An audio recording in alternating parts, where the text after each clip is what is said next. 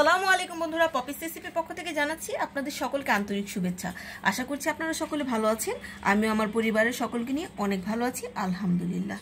বন্ধুরা, যারা যারা ভিডিওটা স্টার্ট করে দিয়েছেন একটা লাইক দিয়ে দিবেন প্লিজ। আর যারা যারা আগে থেকে আমার বন্ধু আছেন তাদের সবাইকে জানাচ্ছি আন্তরিক শুভেচ্ছা। আর যারা আজকে নতুন ভিজিট করতেছেন, যদি ভালো লেগে থাকে তাহলে অবশ্যই চ্যানেলটা সাবস্ক্রাইব করে দিবেন, পাশে থাকা বেল বাটনটা অল ক্লিক করে রাখবেন, যাতে আমি নতুন কোনো ভিডিও ছাড়ার সাথে সাথেই আপনাদের কাছে পৌঁছে যায়। বন্ধুরা, বাহিরে ঝিরিঝিরি বৃষ্টি হচ্ছে, চিন্তা করলাম একটু চিপস ভাজা যাক। বন্ধুরা, এই চিপসটা কিন্তু আমি ঘরে তৈরি করিনি, বাহির থেকে কিনে নিয়ে এসেছি। কিন্তু এরকম বৃষ্টির দিনে এই চিপসটা খেতে কিন্তু দারুণ লাগে। বাচ্চারা বলছে ভেজে দিতে, সেজন্য চিন্তা করলাম যে আমার বন্ধুদের সাথে একটু শেয়ার করে নিই। চিপসগুলি কিন্তু অনেক সুন্দর, আর ভাজার পর কিন্তু আরও সুন্দর হয়ে যায়, আর খেতে দারুণ লাগে। চলুন আজকে এই চিপসগুলি ভাজবো, এটাই আপনাদের সাথে শেয়ার করব।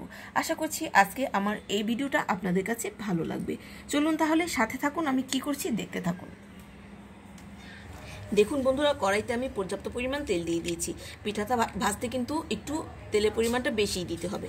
এখন একে একে আমি পিঠাগুলি দিয়ে দেব।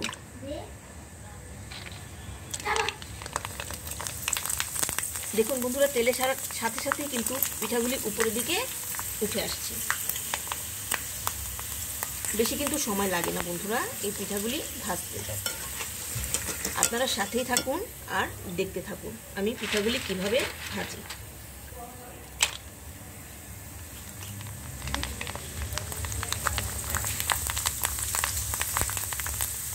কি বন্ধুরা, দেখতে দারুণ না?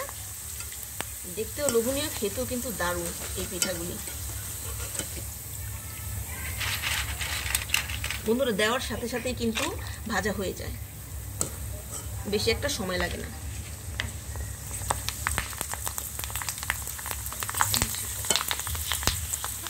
দেখুন বন্ধুরা, সবগুলি পিঠা কিন্তু ফুলের টইটুম্বুর হয়ে গেছে। এরকম করে বন্ধুরা আমি সবগুলি পিঠা ভেজে নিচ্ছি, তারপর আপনাদেরকে দেখাচ্ছি।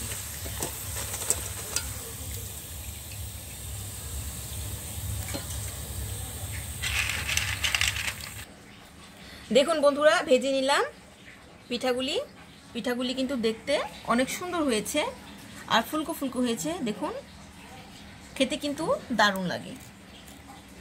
উপর থেকে বন্ধুরা কিছুটা চিনি ছড়িয়ে দেব। বন্ধুরা, চিনি দিলে এর স্বাদটা কিন্তু আরো বেশি ভালো লাগে। আজ তাহলে এখানেই শেষ বন্ধুরা। সবাই ভালো থাকবেন, সবাই সুস্থ থাকবেন, সবাই পপিস রেসিপির সাথে থাকবেন। আসসালামু আলাইকুম।